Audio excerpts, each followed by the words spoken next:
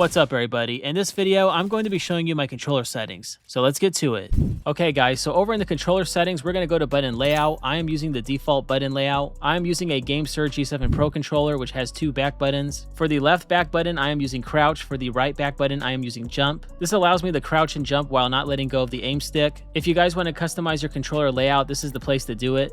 So stick layout is default, interact reload button is tap to use and reload, crouch button is on toggle. Some people like having this on hold, especially if you want to do certain movement like bunny hopping. But for me personally, I prefer using the toggle option. Aim button is on hold, survival slot button is on, vibration is turned off. You guys should definitely have vibration turned off, especially when you're playing a first-person shooter multiplayer game. You definitely do not want your controller to be vibrating when you're aiming and shooting at an enemy player. Adaptive triggers is off, trigger dead zones is none, menu cursor speed. I recommend that you guys turn this up a little bit. This is where I have it and where I'm comfortable with. This is really important because if you ever do a shield swap or if you want to loot really quickly, this is going to help you get in and out of those death boxes a lot more quickly. So now over to the main settings that you guys came here for. I use 4:3 linear with no look dead zone. You guys have probably heard about these settings 1,000 times, but there's a reason why top players are continuously using 4:3 linear. It's just the best controller sensitivity right now in Apex Legends. Now, if you play on no look dead zone like I do, there will be a little bit of stick drift with your controller. If the stick drift is too much, you can change this to small. But if you have more of a custom controller or a pro controller, you're definitely going to want to put this on none. Movement dead zone is also on small. Over in the per optic settings, I personally do not use these settings. There are some players that do like using these. I like having everything on default. I like having the same consistency when I'm aiming down sights regardless of the optic, but there are some players that do like to customize these, and this is the place you can do it at. So over on advanced look controls, I do not use these settings. It is turned off, but if you want to see it, I basically have everything turned all the way to the left. Make sure that regardless if you guys are going to use these settings or not, that these options right here are turned on. This is basically aim assist, which is extremely important for controller players. You're definitely going to want to make sure that both of these options are on. And that is basically it, guys. 4:3 linear, no dead zone. I'm using a GameSurge G7 Pro controller, which has TMR sticks. But regardless if you are using a Xbox style controller or PlayStation style controller, these are still the best settings in the entire game. This is what the majority of all pro players use. I've been using these settings for years. I've made it to Masters rank with these settings. I've dropped so many 20 bombs and 4K damage games with these settings. But as a disclaimer, I do want to mention that these are the settings that I personally use. A lot of pro players also use these settings, but that doesn't necessarily mean that they will be the right settings for you. If you are someone who is more of a casual player, for example, and you play the game more casually, instead of using linear, I actually recommend that you guys use classic. I think 4:3 classic with no look dead zone or small look dead zone is perfect for players that are more casual, who are not looking to, hit high ranks. But if you are someone who is pushing to reach higher ranks in the game, like Diamond and Masters, for example, then linear is absolutely the way to go. That is pretty much it for the settings video, guys. I hope this video can help you guys out. Please subscribe, and I will see you all on the next video.